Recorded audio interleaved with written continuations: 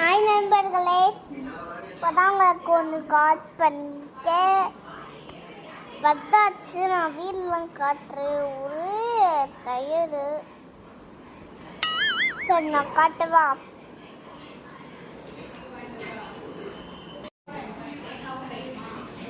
இங்கே பாருங்க நண்பர்களே,